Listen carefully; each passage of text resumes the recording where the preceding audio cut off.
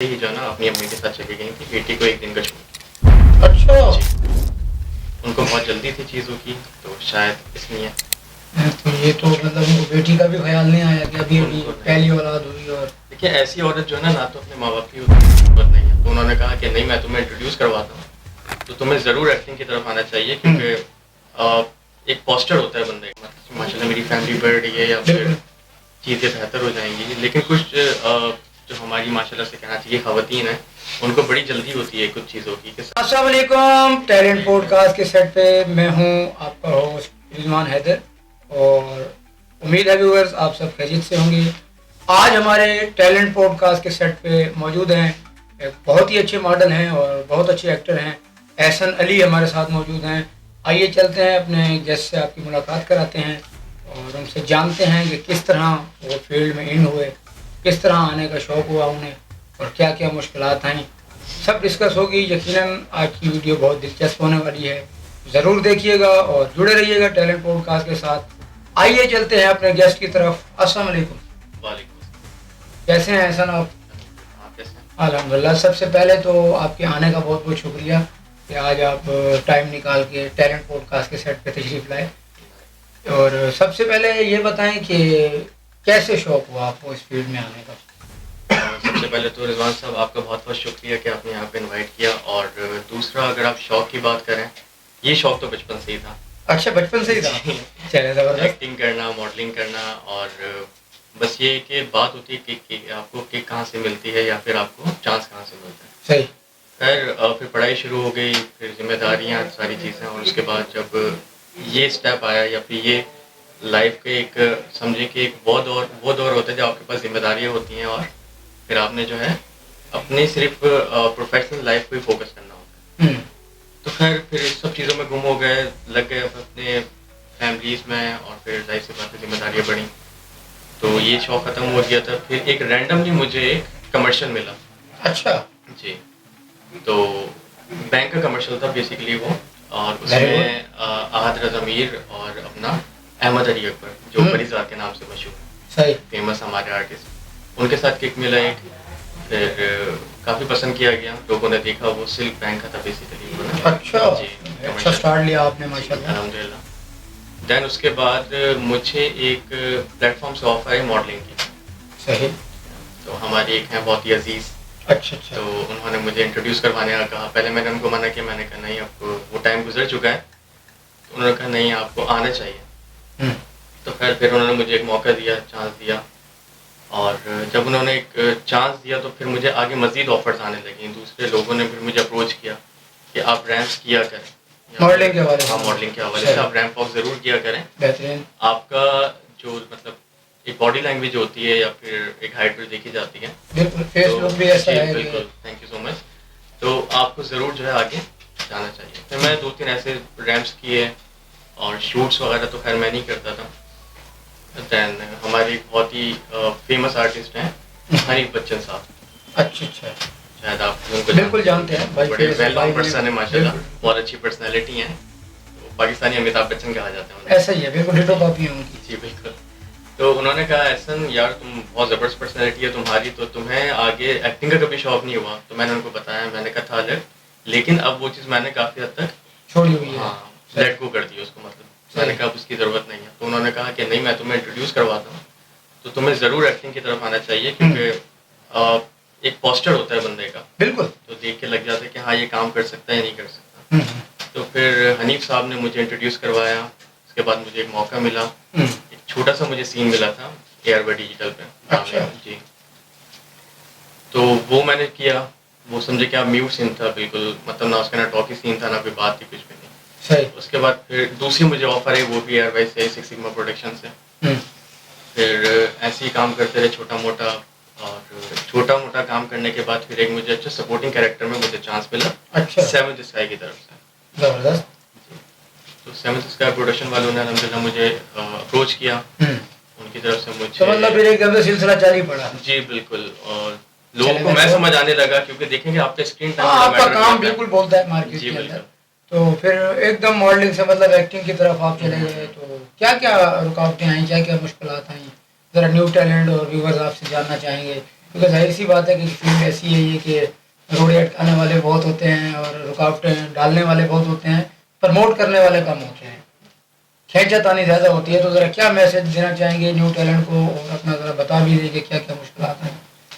देखें, आप किसी भी इंडस्ट्री में चले हैं, वहाँ पे आपकी लैग पुलिंग होती है।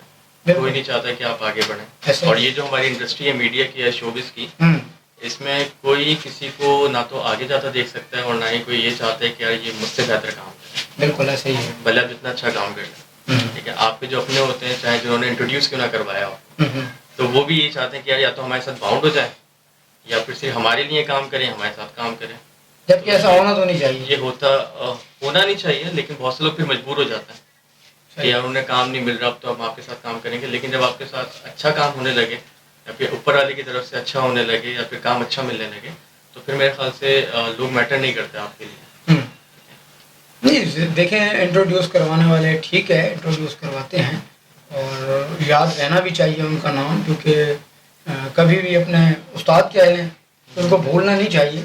लेकिन आगे उनको भी तो चाहिए ना कि वो फिर अपना बॉन्ड ना समझे ना, कि अगर मार्केट में आपने इंट्रोड्यूस करा दिया और आप आगे ले आए तो अब उसका आगे लक भी तो है और उसकी आगे वर्किंग है, उसकी अपनी मेहनत है, तो वो अपने स्ट्रगल से आगे तो बढ़ेगा, तो फिर उसको रोकना तो नहीं चाहिए। क्या ख्याल है आपका? बस ये चीज़ देखें रिजवान साहब, सबको समझ आनी चाहिए, ठीक है। माशाल्लाह हमारे सीनियर हैं वो, तो कोई किसी के लिए बाउंड ना तो रहता है और ना ही होगा कभी। ऐसा ही है।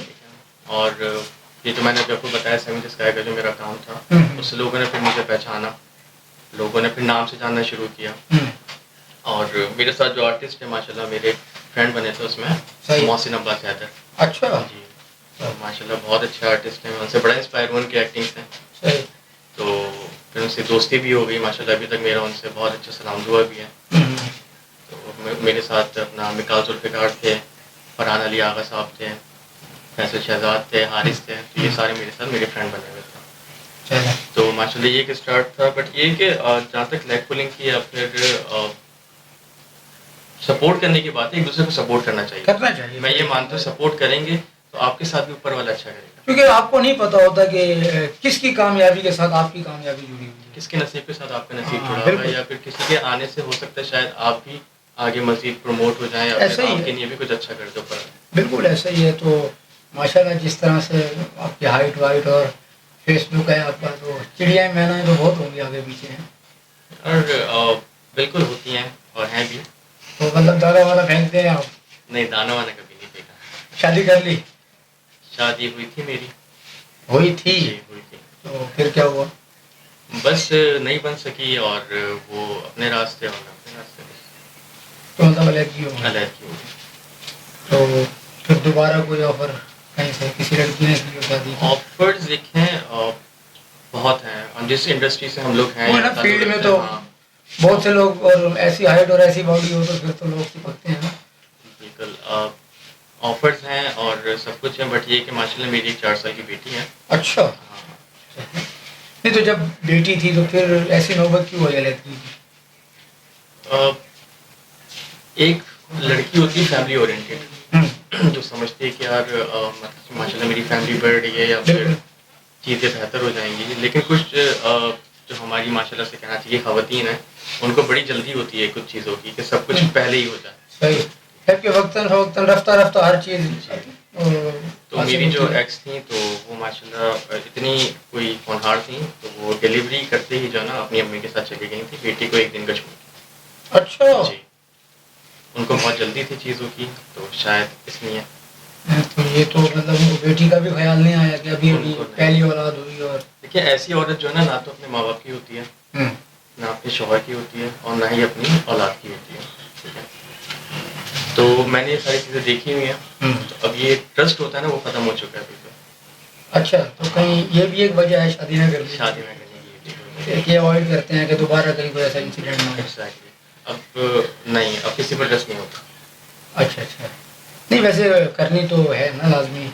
लेट्स ही देखते हैं, मेरी बेटी बड़ी होगी खुद पसंद कर ले मेरे लिए या अपनी मामा खुद ले आए वो एक अलग चीज़ है। माशाल्लाह अभी जो है वो 4 साल की हो गई, हुरैन उनका नाम है मेरी डॉटर का। और बीइंग अ सिंगल फादर मैंने बड़ी स्ट्रगल की है इन 4 साढ़े 4 सालों में बेटी के लिए। जी बिल्कुल, उसको माँ का प्यार भी दिया है, माँ बन के भी पाला है, बाप बन के भी पाला है, क्योंकि उसकी जो मदर थी, बिल्कुल। रियल मदर, वो तो उनको एक दिन का छोड़ के चली गई। ना उन्होंने फीड कितना करवाया उसको। मतलब मुश्किल हुआ होगा आपके लिए कि फील्ड को भी देखना और घर पे बेटी को भी संभालना, तो मतलब फैमिली में कुछ सपोर्ट, कोई मदर वगैरह साथ हैं आपके?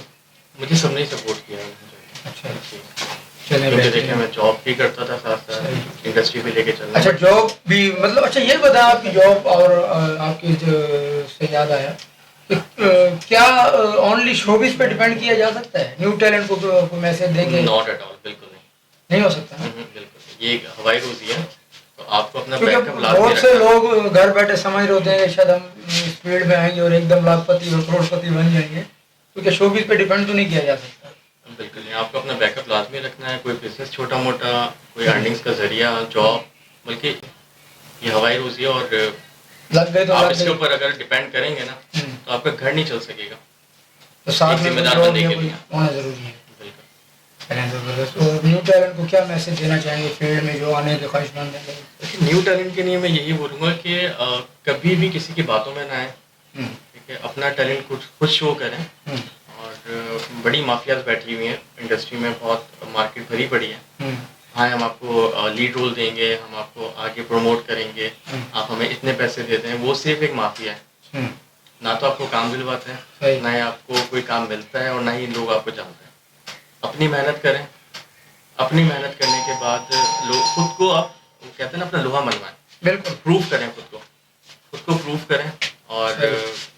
फिर देखिए कि आपके साथ ऊपर वाले नहीं, तो कितना पैसा देते माफिया से फिर कैसे बचा जा सकता है? कैसे पहचान की जाए कि हाँ यार ये काम देगा या सिर्फ ये बातों की हद तक है?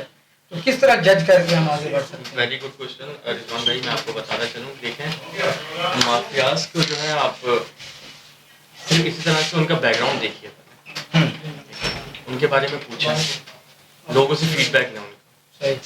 देखिए, आपने इनके साथ काम किया, आपके कभी पैसे तो नहीं खाए इन्होंने? हम्म, पैसे दिए आपको जो काम दिया। सही। उनका फीडबैक लें, मार्केट सर्वे करें थोड़ा, फिर उसके बाद आपको आइडिया हो जाएगा। खुद वो लोग नहीं, खुद जैसा बता कि देंगे। देखे ना ऐसा, मेरा सवाल ये है, न्यू टैलेंट है, बिल्कुल फ्रेश है और शिद्दत की हद तक उसे शौक है एक्टिंग में आने का, और वो आना चाह रहा है। तो क्योंकि वो मार्केट में कहीं ना कहीं आपको सर्च करेगा, देखेगा, आपके कॉन्टैक्ट निकालेगा, तो कैसे वो पहचान करे कि आया कि मैं कोई सही बंदे के पास जा रहा हूँ या किसी फ्रॉडी के पास जा रहा हूँ? इतनी हाँ होनी चाहिए मेरे ख्याल से बंदे को। इतनी समझ तो होती है कि अगर आप किसी से मिल रहे हैं, कोई आपसे ये बोल रहा है, यार मैं आपका ऑडिशन ले रहा हूँ, हम्म, रजिस्ट्रेशन फीस इसकी 1000 रुपये। सही। किस चीज़ की रजिस्ट्रेशन है? हम्म, ये बड़ा आजकल बिजनेस बना हुआ है लोगों का। अच्छा। हाँ हाँ, माफियाज हैं बहुत सी जी, मार्केट में जो ये आप चीज़ें। 1000 रुपये रजिस्ट्रेशन फीस है। हम्म, काम मिलेगा तो आपका हो जाएगा, और नहीं होगा उस वक्त आप आप उसके बाद देखिएगा कि उनके पास हज़ारों लोग आए हुए होते हैं। अगर हज़ार करके अगर वो किसी से ले भी रहे हैं, तो 5-10 लाख तो उन्होंने ऐसे ही बना लिए।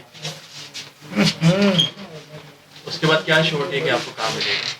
तो यही मैं कहना चाह रहा हूँ ना कि कैसे बचा जाए फिर ऐसे लोगों से। आप कभी पैसे ना दें किसी को। अच्छा। जी, काम के लिए कभी किसी को पैसे ना दें। हम्म, अपना टैलेंट खुद प्रूव करें, हम्म, किस काबिल हैं या कितने पानी में हैं आप। सही। ठीक है, लोग फिर आपको खुद कॉल करके बुलाएंगे। चलें, ये एक अच्छा मैसेज था व्यूअर्स आप लोगों के लिए, और ख़ास तौर पे न्यू टैलेंट के लिए, कि किसी की बातों में ना आए और पैसों का लेन देन तो लोग बिल्कुल बहुत ना ट्रैप करें। करने की कोशिश करते हैं। बिल्कुल ऐसा ही है। तो किसी की बातों में ना आए, और पैसों की अगर कोई बात करे तो देने से अवॉइड करें। और यकीनन आपको ये आज की वीडियो बहुत अच्छी लगी होगी। और जाते जाते मैं आपसे ये कहता चलूँ ऐसे कि कोई और आपके माइंड में हो मेरे व्यूवर्स के लिए, टैलेंट के लिए, कोई अच्छा सा मैसेज आप देना चाहें? पहले तो मैं रिजवान भाई को बहुत बहुत मुबारकबाद देता हूँ कि माशाल्लाह इन्होंने अभी चैनल शुरू किया यूट्यूब। बिल्कुल। और मेरे बहुत अच्छे दोस्त भी हैं ये। बिल्कुल ऐसा है, और काफ़ी टाइम से इनके साथ जो है वो वाबस्तगी रही है।